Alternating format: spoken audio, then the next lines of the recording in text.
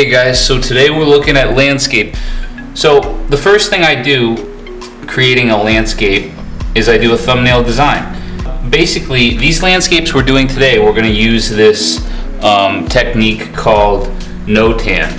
So we are going to be drawing and shading in these landscapes with literally no tan. So it's either going to be the objects or the shapes inside the landscapes are either going to be dark or they're going to be light. So let's start with this first one here. Okay, it's kind of like a nice green field with a road and some trees. So the first thing we're going to do is find the horizon line, which is down here a little bit lower than the halfway mark. The next thing I'm going to do is pull in this road shape because it's a very obvious walking in point to the picture. Now I'm going to go in here and I'm going to keep these trees really simple. I'm going to go over the outline of the trees and I'm not even going to try to draw the details, but I'm going to try to capture the outline shape of the tree. So we sort of practiced this last week with blind contour, so it shouldn't be too hard. Now what we have is a nice outline of a landscape, but it's just an outline and it's pretty much all in white except for the outline. Now what we're going to do is anywhere that we see dark colors, we're going to shade those in. And I'm using a Sharpie today. If you have a Sharpie, it's great to use. We're going to shade those in completely dark. So this is the idea of no tan.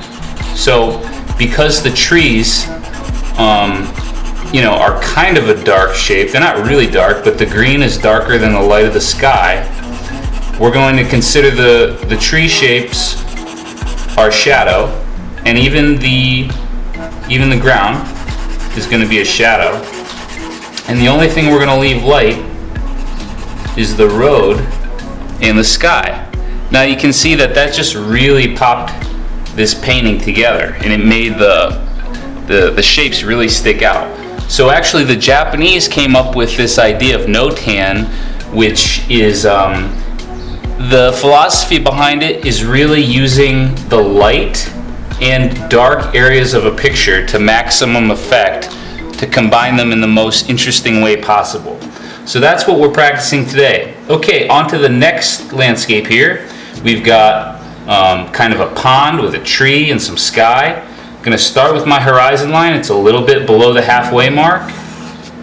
Now the next shape I'm going to do is I'm actually going to pull in some of this land that is resting above the horizon line. Now I'm going to go and find the tree trunk, and this tree trunk is really hitting down here in the bottom right hand corner of the picture. So I'm going to outline that, and I like to kind of get the limb shapes of the tree first. Now I'm going to go in and outline the foliage of the tree.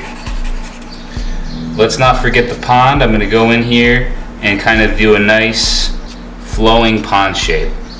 Now we're going to shade in everything that's dark whatsoever. So the tree limbs are going to be dark. Even the tree foliage is going to be dark. We can leave a couple little areas of light in the tree foliage for like sky holes, but it's mostly a dark shape. We're going to make the land relatively dark, and down here is going to be relatively dark. So the only thing we've got light now is the pond and the sky. So that's Notan using only two values, which is light and shadow. That's why they call it no tan, because there's no middle tan value. Although technically you can do it. We could make it three values if we wanted to. We could have a dark plus light, and I've kind of already done it here. The ground is it's a little bit faded, so technically you could say that's three values. Okay, let's do one more. Let's do a different one. I don't want to do this one because it's a little unfinished looking. So I'm gonna go with the man walking through the woods right here. So here's our horizon line. It's kind of sloping upwards a little bit. Ooh, I did that a little bit high. Now I'm going to get the biggest tree shape first. I always go biggest shape to next biggest shape. So there's this dark tree in the middle, or big tree, and there's some leaves coming off it, foliage. Now there's also some other trees that are much smaller here. This tree is kind of a medium shape right here, and then this one is thin, but it's got some nice foliage on it. And I'm going to try to do just a little outline of a man, kind of like walking through the woods. Nothing too fancy, not too much detail. Now let's try this again. This time, let's really try to use the 3 values, okay? So we're going to use shadow, we're going to use light, and we're going to use a middle gray. So technically we're breaking the thing I said, right, about Notan, but they still consider it a Notan. You're using minimal amounts of values, only between 2 and 3, so really you can still call it a Notan. But the idea in the beginning is to know that, hey, it's really going to be either dark or light. That's the big idea. Yeah, you can stretch a little middle gray into it. Okay, so for my middle gray on this one, I'd like to kind of have it be the grass down here, so our guy kind of sticks out and it's not too dark, not too light. Now I'm going to really make sure that the tree here is a very dark shape, the big tree. And even the foliage, I really want to be pretty dark on this one.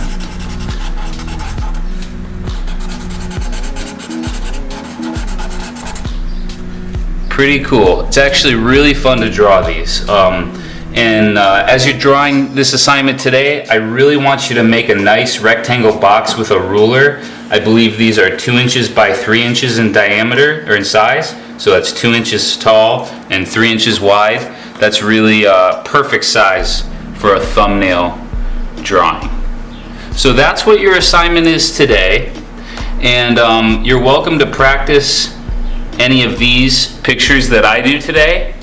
But I also really encourage you to make up some of your own. So let's do 1 or 2 more, just for your sake. Here we go. I'm going to say, I think probably the next 2 that are the best that I've done here are like this one and this one. So let's do the one of the sea, because it's quite simple, and I like simple.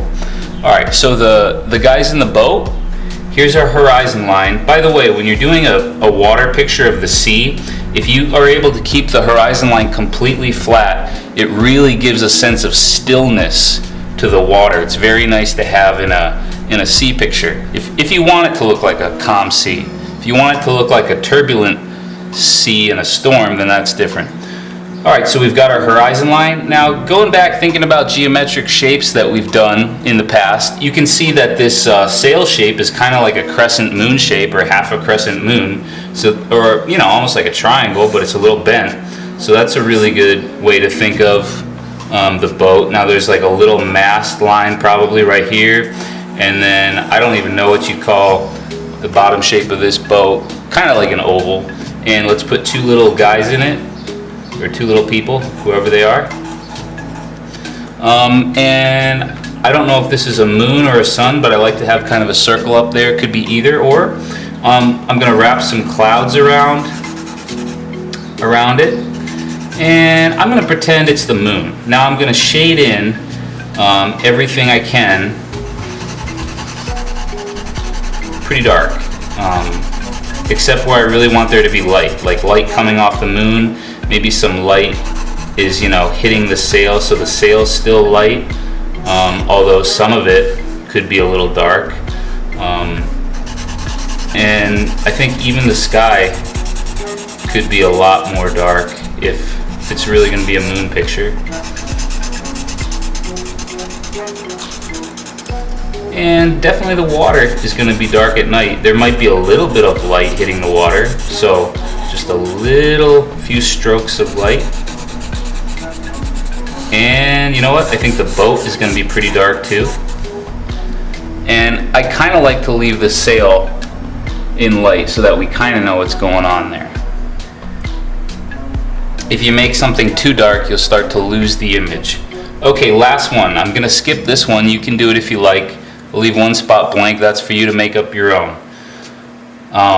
So this one we're going to do, here's my horizon line for the lake, down low. Very often with a landscape it's down low. Now we've got some nice mountain shapes here, and they kind of overcrest each other. Now there's a ground line down here, so here's like a foreground. Our middle ground's kind of like the water. Then there's almost like a second middle ground of the mountains. You could consider it background, and then the sky's gonna be background. Let's not forget the nice pine trees right here. Some varying size pine trees, and you guys know how to draw a pine tree because I know we did that one. That was a good video. By the way, I really appreciate all the support you guys have been giving me. It feels really good to know you guys are watching them and keeping in touch. It's a good feeling. Wow, so you know, sometimes you can have a landscape be more towards the light side than the dark side.